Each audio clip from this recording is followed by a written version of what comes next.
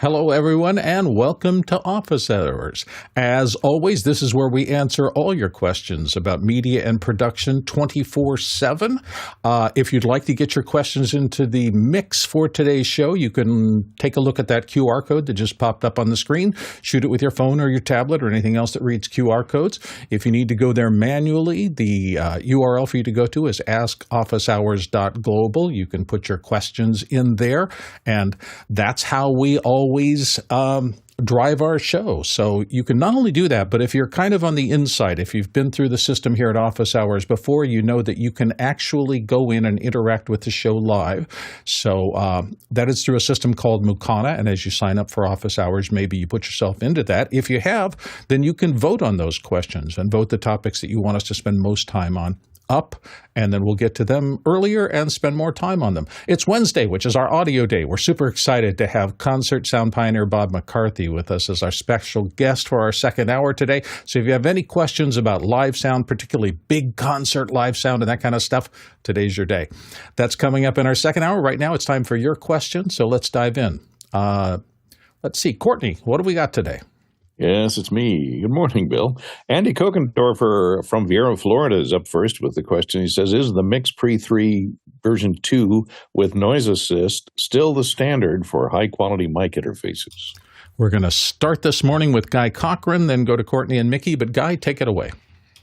Yeah, Mickey will probably say that there's other mixers with better preamps, but I think the reason why we've fallen in love with this mixer is because it's small, easy to take with you, but also because of the noise assist. And if you guys haven't heard noise assist before, right now I'm at -8, and I have a window open over here, so I'm going to take it over to 0, and you're going to hear kind of the room sounding outside. So that's 0.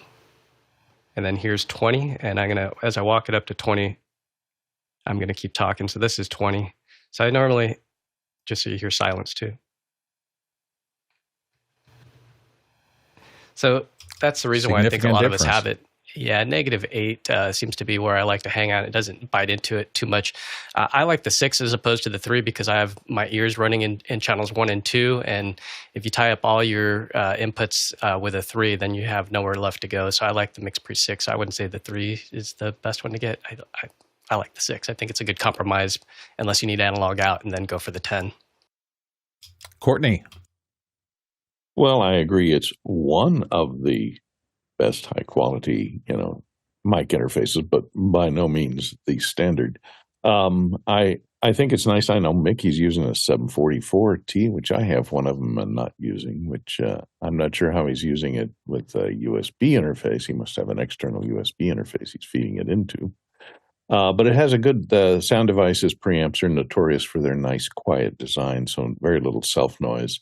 And the noise assist gets rid of a lot of the ambience in a live show. But, lately I've been using the personalized audio feature of Zoom meetings, and that does a pretty good job of doing a type of AI noise removal where it learns your voice after a brief period of time, and then only removes the background sounds that are not your voice. And it sounds pretty good now. It's what I'm using now. But as far as removing background noises for live sound, there's a lot of great preamps out there that give you a good sound. And Mickey.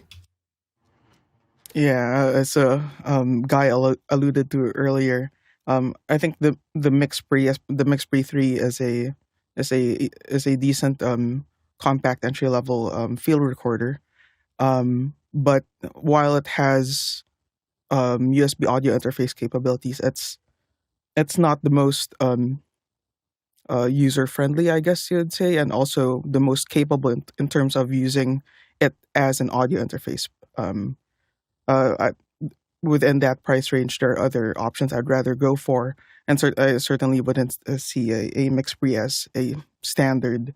There are also other audio interfaces and other processing solutions for noise suppression that, in my opinion, perform better than noise assist. Although noise assist is pretty good, but I find other solutions to be a little smoother with that regard. In terms of what Courtney mentioned earlier about how I'm using a 744T, I'm just using it as a glorified preamp and A to D converter. I'm sending AES3 out to an Avid interface, and that's how I'm getting my microphone out to the rest of my audio chain. Hopefully that gave you some ideas, Andy. Let's go to our next question. All right, from Austin, Texas, and Paul Wallace. He says, I programmed an iPhone shortcut that when I tap twice, automatically explains what I'm seeing real time using ChatGPT 4o. But now it won't work. What went wrong? Hopefully CJ is on board.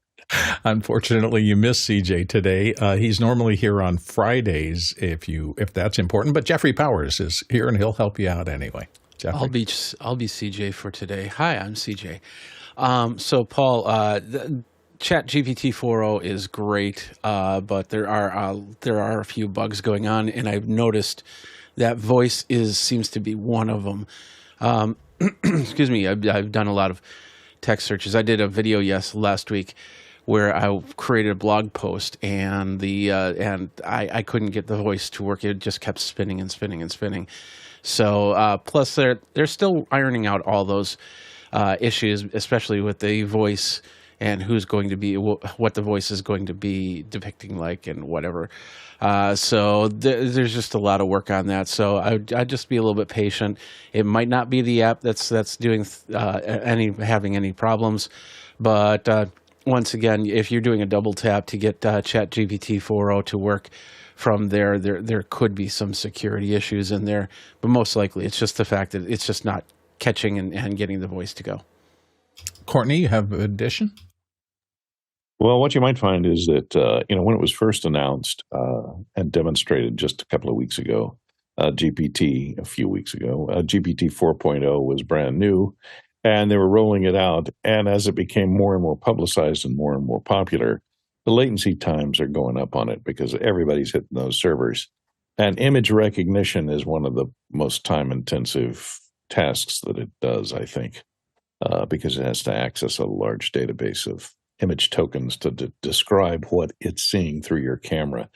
So maybe you're just running into latency issues that it goes beyond the envelope of time that's provided to provide a response and then just times out. So maybe that's what's going on because the servers are so busy, they're getting hit by everybody trying to try it out, especially with the Scarlett Johansson foofa over her voice. A lot of people are trying to get it to make those have those vocal responses now. So a lot of people have been hitting the servers. So it may just be latency and popularity.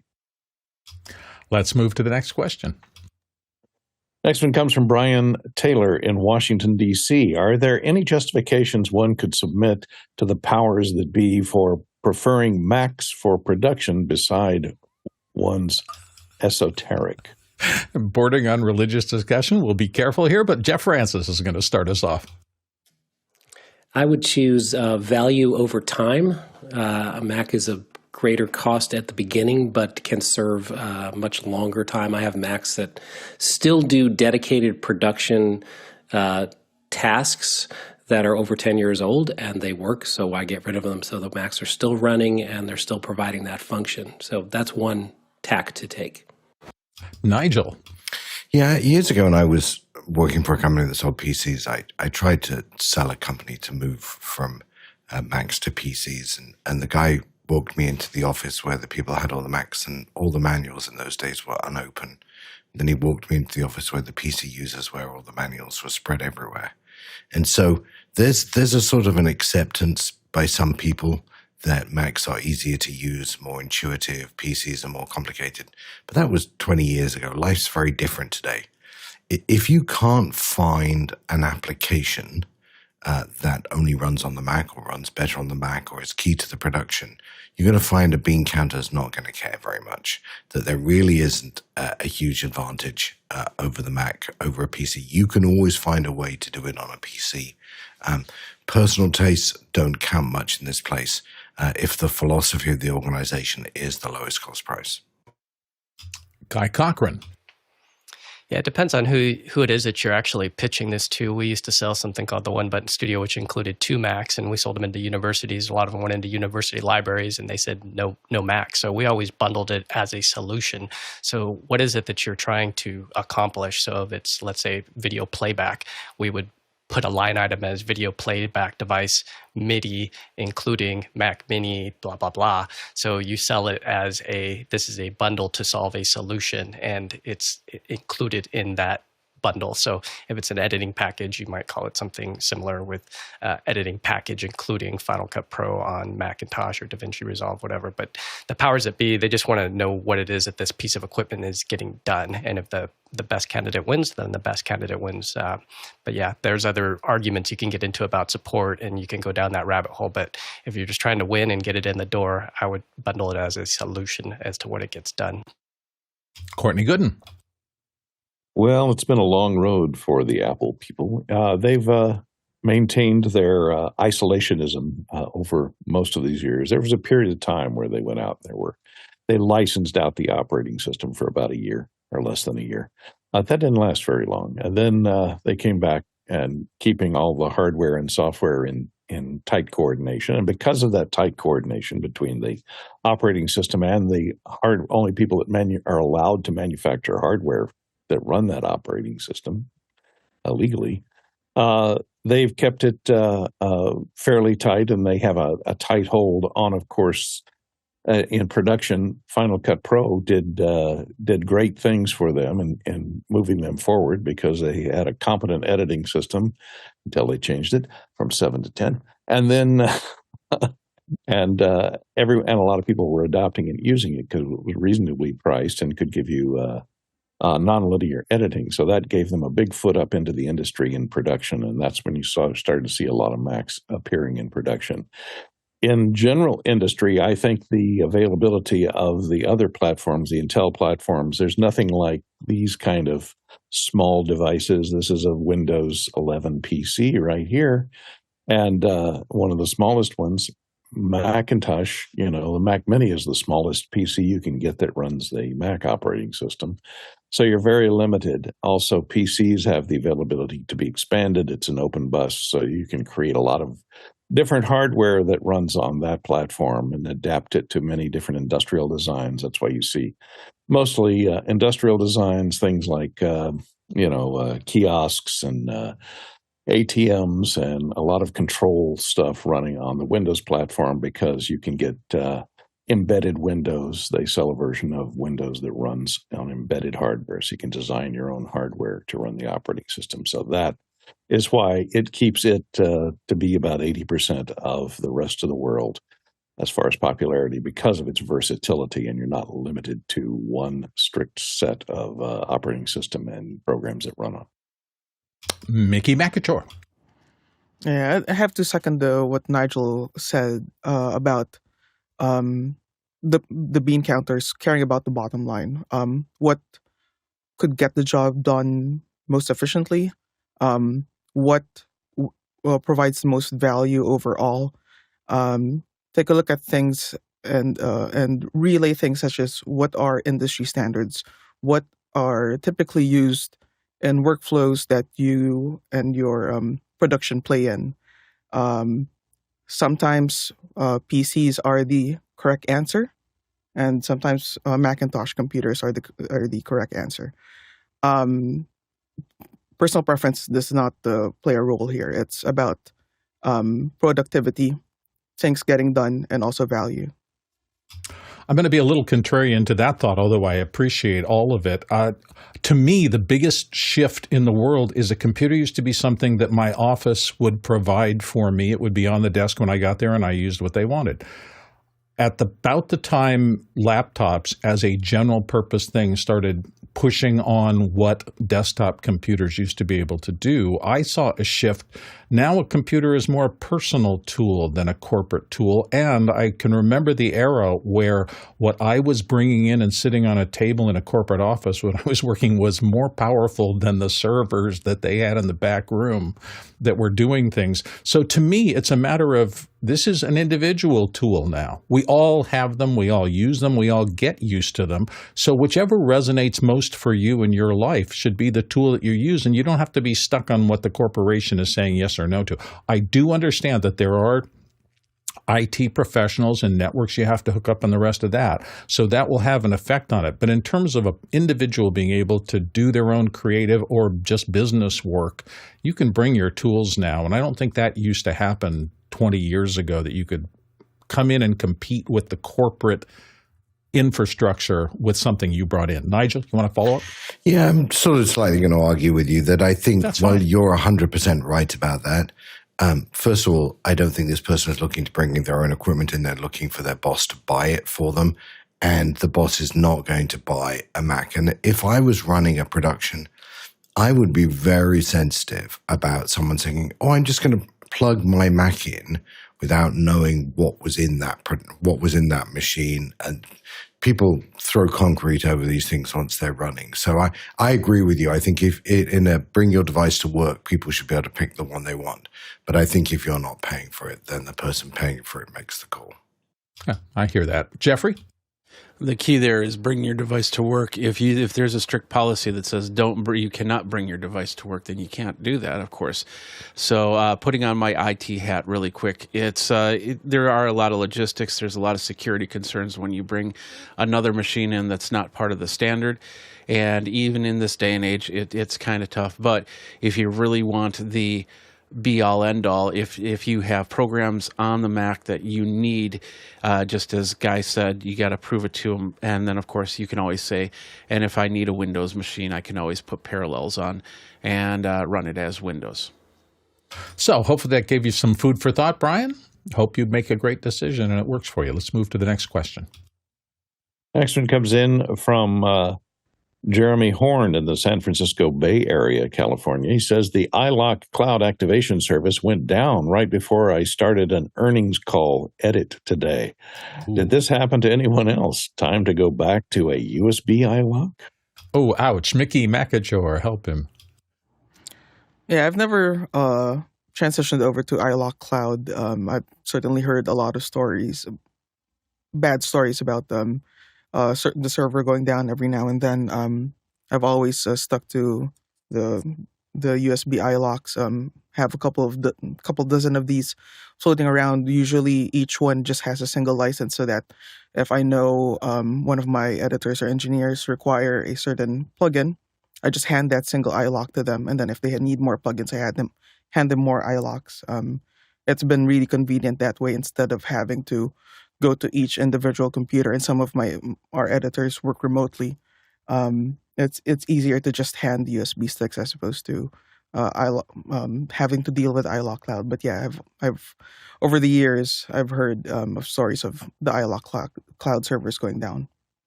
Ouch. Courtney. Yeah, having invented one of the first digital dongles out there, I think the USB type dongle for security is the best way to go, as Mickey says, because you get portability, so you can move it from computer to computer. There's a version that, of course, resides in the hard drive that you can get digital unlock for i-Lok, but it limits you to that one using that one computer. And if that one computer has a mechanical problem or an electronic problem, then you're stuck. You can't easily move that license to another machine. So that's a problem. And of course, the cloud-based i-Lok activation. I don't like to have anything that keeps me out of software that I own and purchased that requires it to check in with the mothership every time I open it up, because I want to be able to use it away from the world of internet connection sometimes if it's a productivity software. So I always find that being a problem. So I always try and stay with a removable dongle as the best way to handle encryption. Jeremy, I hope that helped you. Let's go to the next question. Andy Kokendorfer in Vieira, Florida says, how would you go about creating a sonic logo for a company or a brand? For example, Netflix's sound that you hear when starting up the app.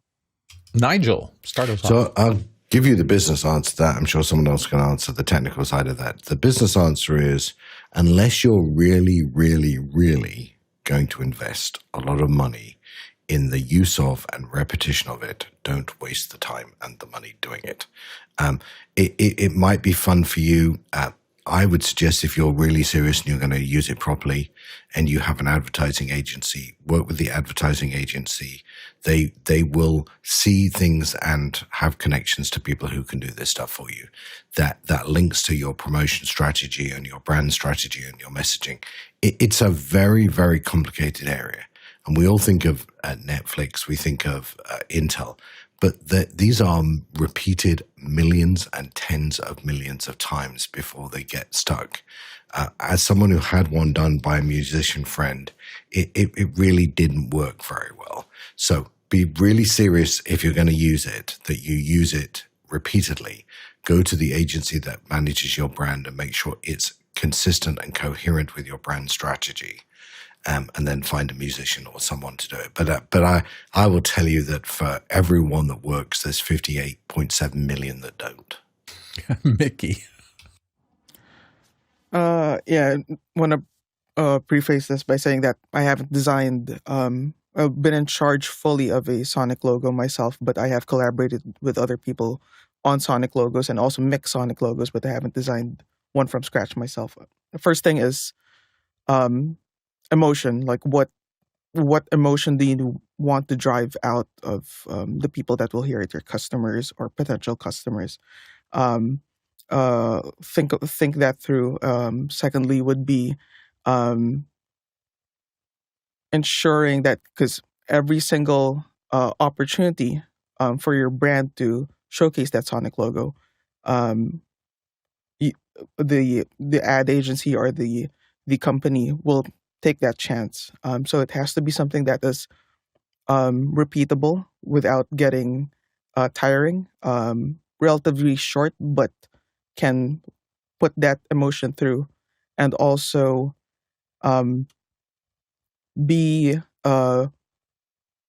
very unique. You should not. It should immediately stand out as, after some repetition, people should know that it's from this specific company, the Sonic logo. Again, Nigel mentioned Intel, and also Microsoft from way back, the Apple chime or dong when you start up a computer.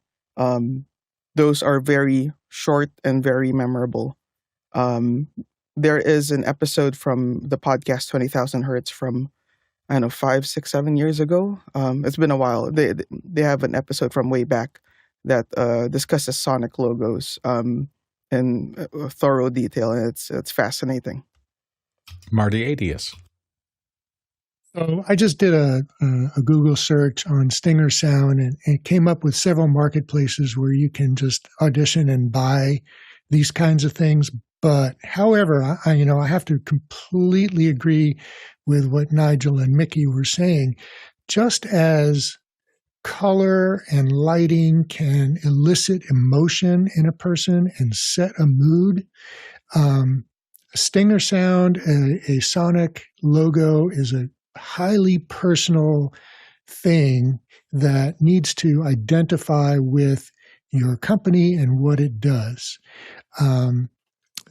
The kind of sound, whether it be electronic or an organic sound from an instrument, really says subconsciously really says a lot about who your company is, what they do, and what you want people to feel and think about your company when they hear it. Short as it is, it's part of your brand identity. So yes, think long and hard about it. Test it out with people and see what their reactions are. I hope that you could successfully do. I have to just tell this story really quickly. I had a friend once upon a time who, with his wife, went on one of those island cruises, the sandals kind of thing. And they said every time they did an event or something like that, they played a part of an Earth, Wind, and Fire song. And he said, I got back from the 2 weeks on this vacation, and now I've got a problem because every time Earth, Wind, and Fire, that song comes on the radio, I want to get a drink with an umbrella in it and drink it. So you can attach emotions to signature sounds. I think in the corporate realm, it takes a lot of media influencing, a lot of reach and frequency to establish that as yours. But I always laugh when I hear Earth, Wind, and Fire because of that. Next question. Next one comes in from Bo Cordell in Charleston, South Carolina. He says, a relative has a lot of 8mm home videos that they'd like digitized. What does the panel recommend? Jeff Francis, start us out. Hello from another South Carolinian, Bo. I've used a company that's in Ohio called Curtis Media Transfer. I've done all kinds of transfers through them, ship them their things. They'll digitize it and either send you back your original media with some kind of physical media or just upload it and you can download the file. So I'll put the link in the show notes. Courtney Gooden. Yeah, there's a company that advertises a lot that's been around for around 10 years now called Legacy Box. Oops. That is designed, I got a little nervous there and disappeared. That's designed for doing this kind of stuff. They do transfers from VHS and a variety of 8mm home video, if it's not film 8mm, but if it's 8mm electronic videotape. It's those, especially the small formats like 8mm, getting hard to find transports that can still work these days. But this company, Legacy Box, does them, and they have different pricing. And, one problem is with one-of-a-kind home memories that you don't want to lose, shipping becomes the most problematic thing in dealing with these services that do this because you have to send it through the mail or through some type of shipping service. So you want to ship it in something that has good tracking and can find it if it's lost and is secure in some way. So the shipping may cost you more than the transfer fees for doing that. So Legacy Box is a way to go. But make sure that they ship it with a secure shipping service so that you can track it so that it doesn't get lost in the mail. And they will digitize it. As long as it gets to them and they digitize it, then they should be able to still have a copy of it. And when they send it back to you, we'll still have it on file, at least for a period of time, in case it gets lost on the way back. Two things real quick from my side. I used to live in Scottsdale, Arizona, right next to iMemories, which is another pretty large facility that does a global, at least U.S. reach and does this kind of transfer.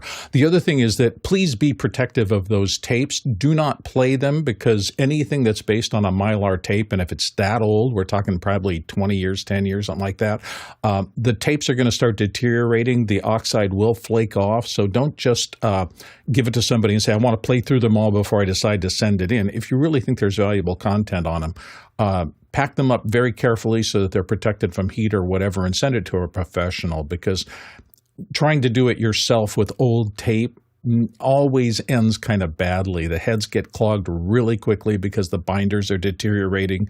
They can get wrapped around a capstan or the pinch rollers can be gummy or something. It's just a lot of potential problems. So if you value the content, use a professional service. I agree with what everybody said about that. Let's move to the next question. Paul Wallace in Austin, Texas says, Bill Walton passed away. He was a great center for UCLA and the Celtics and a deadhead. Any thoughts or anecdotes about him as a broadcast professional, announcer, and color commentator on television? An iconic figure in the sports world and in general. I've always admired Bill Walton because he kind of lived his life his own way. No, even if the corporate people were doing things the corporate way, he always seemed like he just traveled to his own drummer. He was a fabulous basketball player, one of the dominant figures of that era. But I think he had the life. What else can you say about somebody? He had the life that he created for himself, and it was very successful. And so it's sad that he's passed away, but it's an inevitability. Courtney, you have some thoughts? I had the joy of working with him on a commercial maybe 15 years ago or so. And he was a great guy, laid back. We shot at a beach house in Malibu. I don't know if it was his beach house. I don't think it was. But he was very laid back, came in a Hawaiian shirt or a tie-dyed shirt. under Hawaiian shirt, so it was very laid back as far as wardrobe went. A very nice guy. He sat around, talked to the crew the entire day, and we talked sports and basketball, all that stuff. So sorry to hear of his passing, but his tie-dyed shirts will be memorialized forever. Yeah, he's one of those guys you seldom, if ever, heard a bad word from anybody he dealt with about him, so it seemed like he was just a charming man, and R.I.P. Let's go to the next question. Comes in from TJ Asher in Minneapolis, Minnesota. Porsche announced a new car with a very slick, highly produced 17-minute video with tons of augmented reality 3D graphics. I'm curious what the panel thinks of the production and especially the graphics, and he has a link there. I think some of our people took a look. Nigel, did you go through the process and watch some of it? I did, but I have to tell you, I'm not a huge Porsche lover. I have nothing against Porsche, but I watched this in the same way that someone who's not interested in Apple products might watch the WWDC announcement in a week or so, which is they are taking a long time to get to the point. But if I was a Porsche lover, I would probably dwell on every moment and every line and love every bit. I thought it was a nice production. I thought it was way too long for me to get the details that I needed, which is what's the difference. I thought the animation didn't really add very much, to be honest with you. The best part of the video for me, though, was when the guy from Carl Wow and Mark Webber go racing. That I felt was real. I mean, it was set up, I get all of that, but it felt at least real. I feel an actress or somebody, asking questions which she's been given so the product designer can answer them pre-planned is a bit staid. But, if I was a Porsche lover, maybe I would watch that with rapt attention. There you go. Courtney. Yeah, I looked briefly at it, and augmented reality, car companies have been doing this for, decades, even before augmented reality was as easy as it is today to do on a personal computer. If you take a look at one of these shots, you can see that, hopefully you're not hearing that. Let me mute it in case you are. They have a variety of shots where they superimpose the internal workings of the car over the car as the camera dollies around. So it is, they do have to track the car and overlay the graphics, but all car manufacturers have these digital breakdowns, graphics breakdowns of the internal workings of the car that they can easily superimpose over the current model of the car. And half of the cars that you see in car commercials where you see them driving down country roads these days are digital cars anyway, because they have to make the commercials before the cars are actually in production. And there's only one or two prototypes to shoot the commercials with, and there's problems like if they come from a foreign if they're manufactured in a foreign country and they have not been released yet in the United States because of tariffs, they have to crush the cars if they bring them into the country after the commercials are filmed. So there's that problem. So they've resorted to using digital doubles on most of these. That shot I just showed you from this was probably a real car in the room, and they just overlaid the internal workings of it, which is a pretty easy augmented reality thing to do in post. Augmented reality becomes much more difficult when it's done live. In other words, you got to track the camera live and use Unreal Engine or some other type of thing to create virtual sets. They're doing that on your typical TV news show these days, but they have a lot of money to throw at this stuff and a lot of time since it's none of it's done live. Guy Cochran.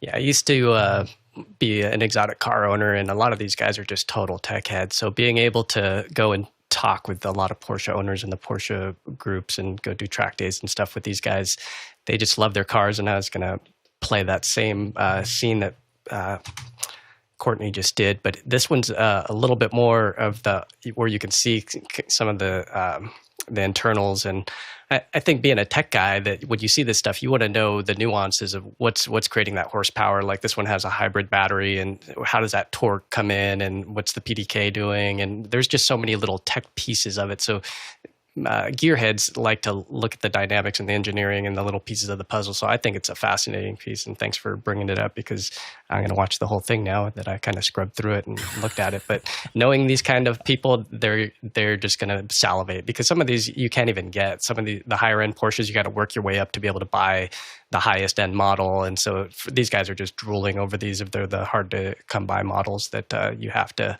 own a certain model to be able to get that next model. Wow. You know what this reminds me of? This is a little diversion, but I'll do it very quickly. Wedding videos. And the reason I'm bringing that up is because I remember cutting one of the two that I did early in my career, and I cut it like a commercial, and I got a lot of negative feedback, and they said, no, you don't understand.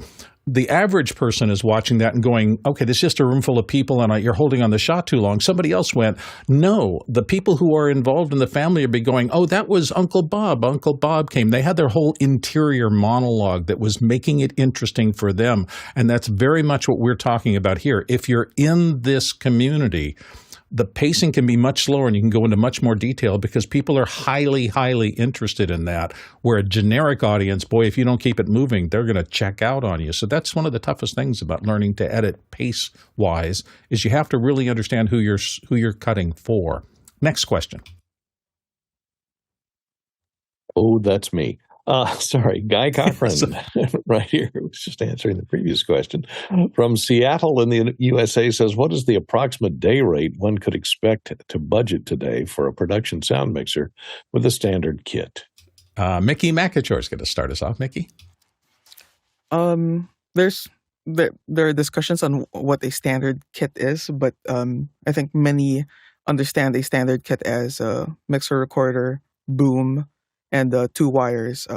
Everything else is a la carte, like timecode boxes, slates. In major markets, and also this varies from market to market, and also what type of production it is. So productions with typically larger budgets, like commercials and also corporate productions. A standard kit in a major market with labor of the production sound mixer typically ranges around 1,000 to 1,200 US per day. That's both labor and equipment. Sometimes 800 US for smaller markets or for lower end productions or productions with smaller budgets.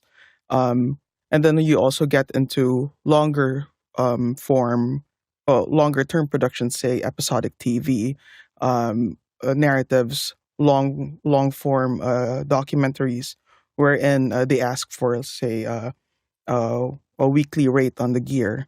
So things go down from there. But on the higher end of things, it's around 1,000 to 1,200 US per day for 2 wires, a boom, and a mixer recorder. Marty Adius. Absolutely. And don't forget that there's a difference between what a production mixer will cost you and what you should budget for. Because in addition to the cost for the person and the gear, you also want to be sure to add into your budget things like covering your insurance and covering travel expenses and covering meals and, any other expenses plus profit, right? That you want. And, again, different kits, different markets.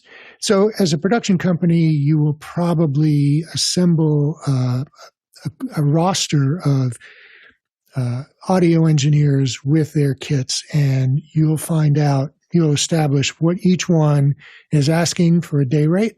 And then once you have your pool of engineers, that will give you what your costs will be on an average, because you'll be able to call one or the other or the third depending on their availability and the needs of the particular event, plus all of your expenses. Courtney. Yeah, and if you're dealing with union rates, union crews, that's a different story entirely.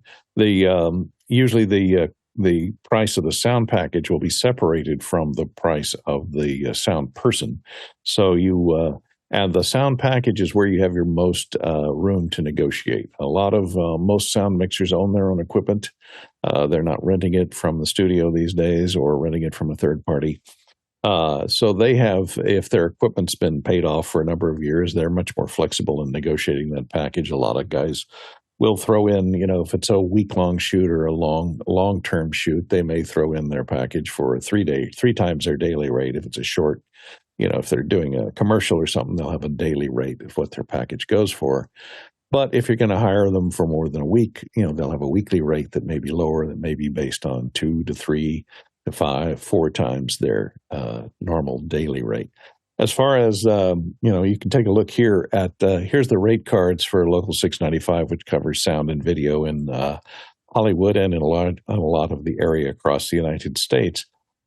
These are all the different rate cards. There's regular rates, there's digital rates, there's long-form rates, there's distant location rates, there's projection rates, and there's also the videotape agreement, which is separate rates, commercial rates, which are different, and the low-budget agreement, which has lower cost rates for working on films with a budget below a certain multi-million-dollar level.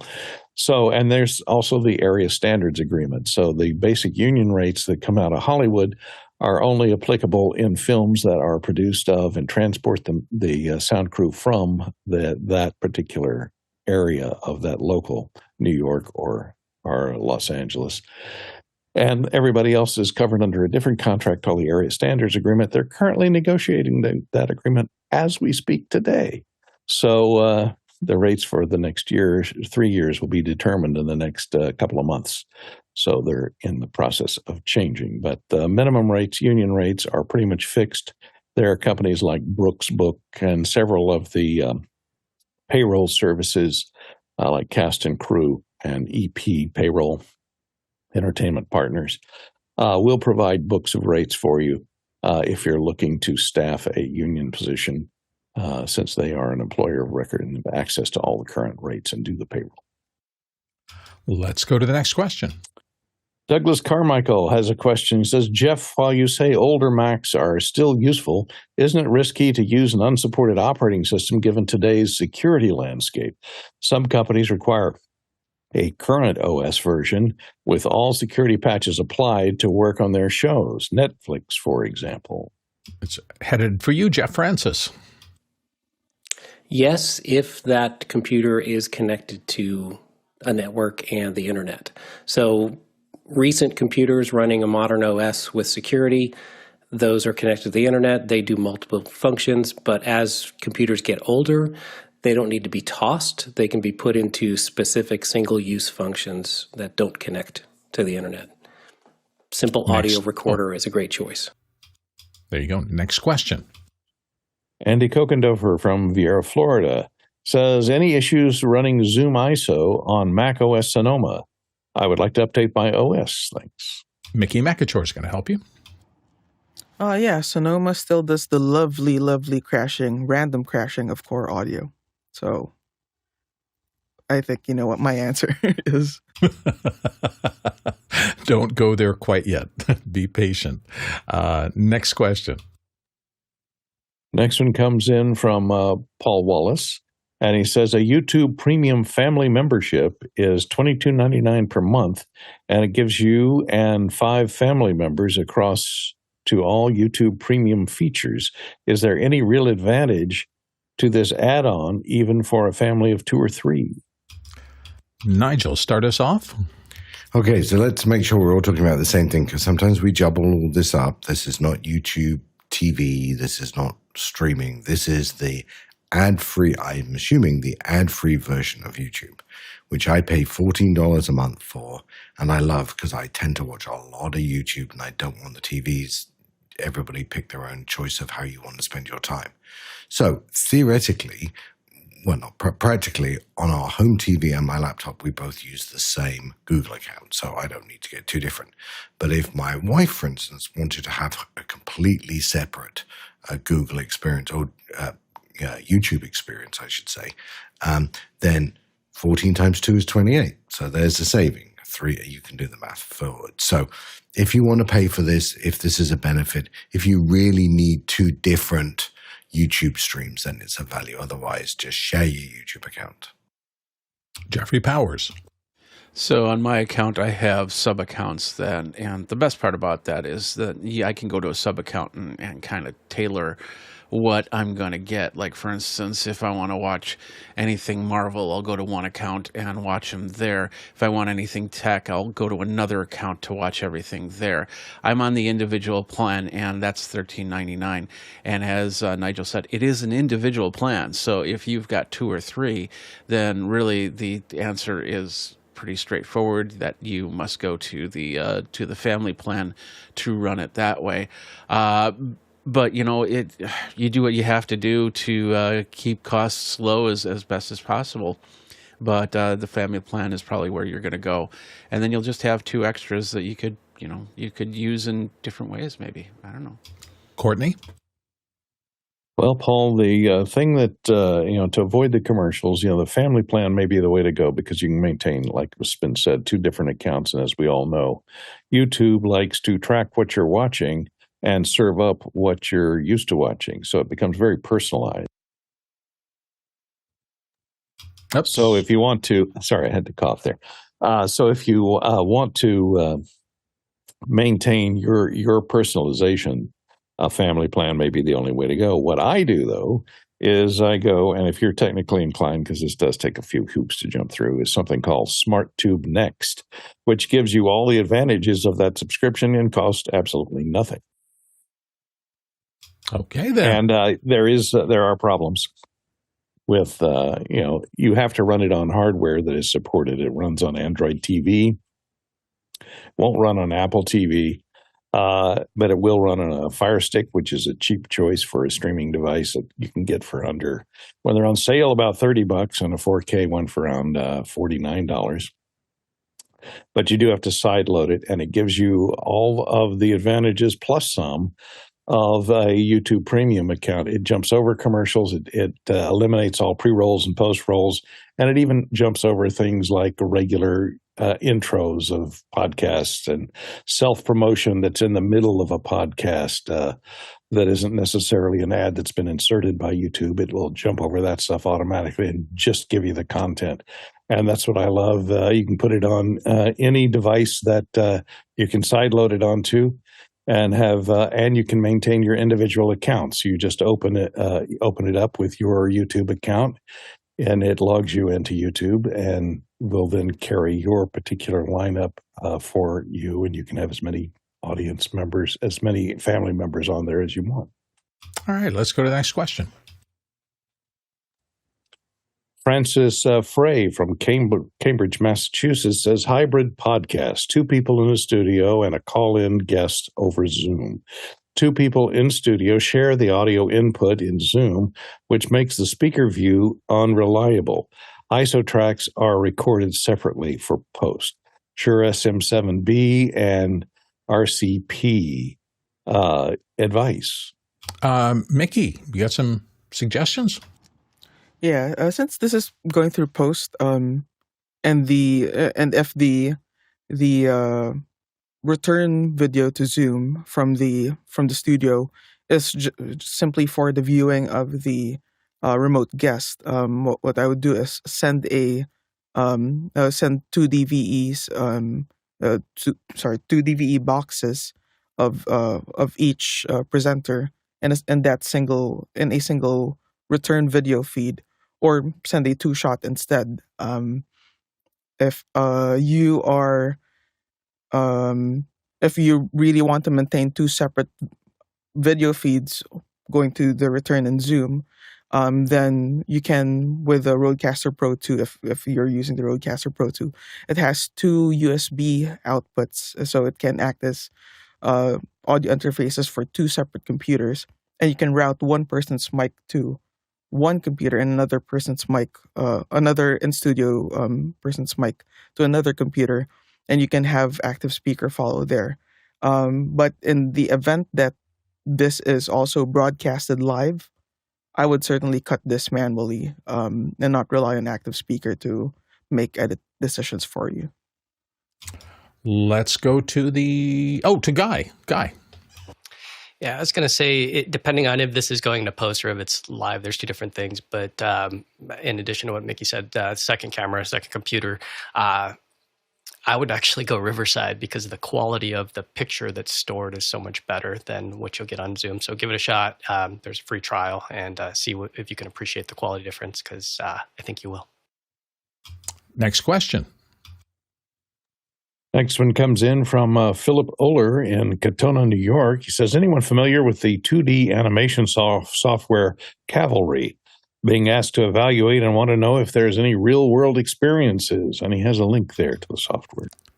No, I quickly looked at the website. It looks like it's reasonably full-featured. I don't do any 2D animation myself, but it says, they highlight real-time, easy versioning. So I think if you want to do something in the style of kind of The Simpsons, that flat 2D animation thing, it would certainly be something I would take a look at. I don't use it, but it has a pretty deep list of people who use it, at least in part, including Amazon and a bunch of other pretty big corporate people. Now, that may be just somebody in their art department likes it or something like that, but they've got licenses for those things, so probably worth checking out.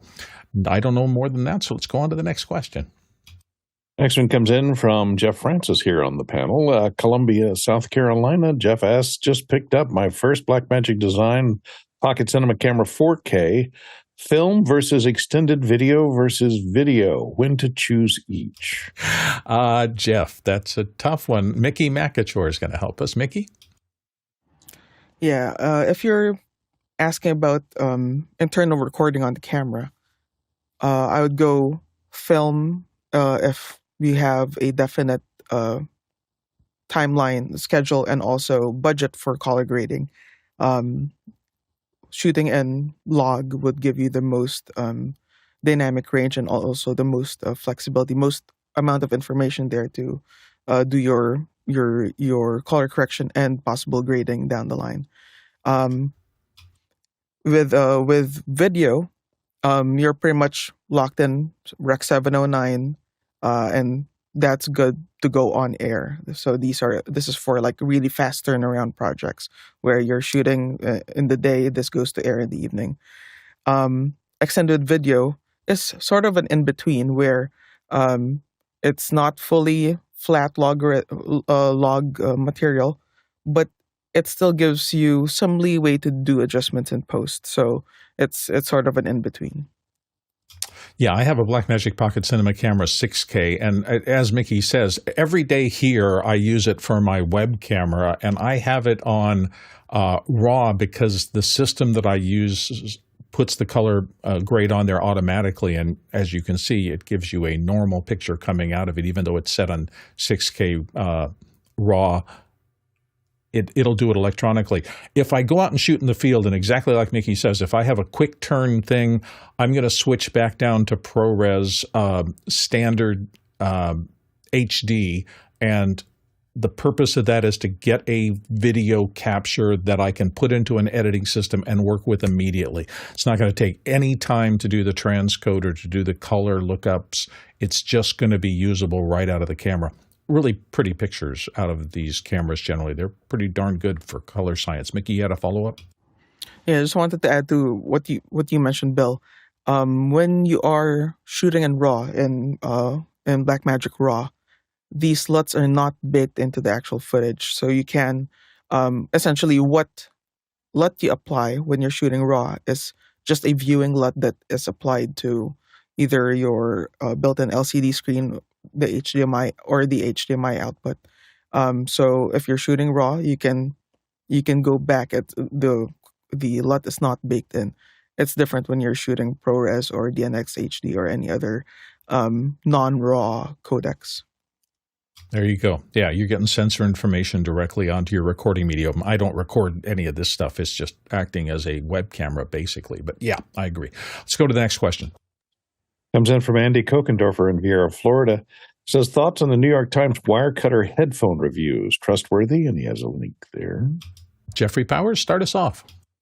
Yeah, I'm looking through a few of those, and it's very interesting. So basically, what they're doing, they're taking three different approaches to it. The first approach is through a panel.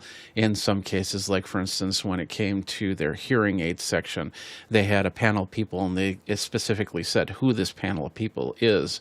Then they have their in workshop testing where they're putting headphones onto certain devices and getting measurements from there.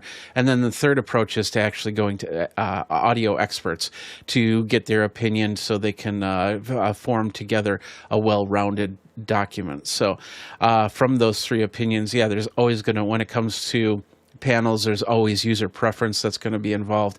And for a hearing aid, that's just going to be the way it is, because you got to figure out how it's going to shape onto your ear rather than somebody else's ear. So with all of those little factors involved, I think that they're coming out with some articles, and they're explaining everything that they're doing in the article to test it. So I feel that this is well-rounded without having personal preference to it. Courtney? Yeah, I think what Jeff said is true, that Laura Dragon apparently is the head of this department of reviewing department of headphones. It says there on the website that she's reviewed over 2,000 headphones. And, if you're headphones are kind of a subjective thing, because everyone's hearing is different, everyone's head is different, everyone's ear shape is different. And those factors can affect the sound that you perceive that's coming out of those headphones. So for judging the sound quality, always be careful in headphone reviews, because it's really subjective. Try them out to see if they sound good to you. Now, review articles like this can review a lot of the utility, the effectiveness, the quality of the components, the reliability of the build, whether the suitability for specific application, like for sound reinforcement or hearing aid type wireless monitoring of the TV, etc. So for features and everything but sound quality, it's a great place to look for a collection and analysis of the different types of headphones and a comparison of those features and functions. As far as subjective listening quality, you kind of have to, you're kind of on your own there, and a test of your own, trying them on and setting them back if you don't like the sound is once you find one that adapts and has all the features that you want. Marty?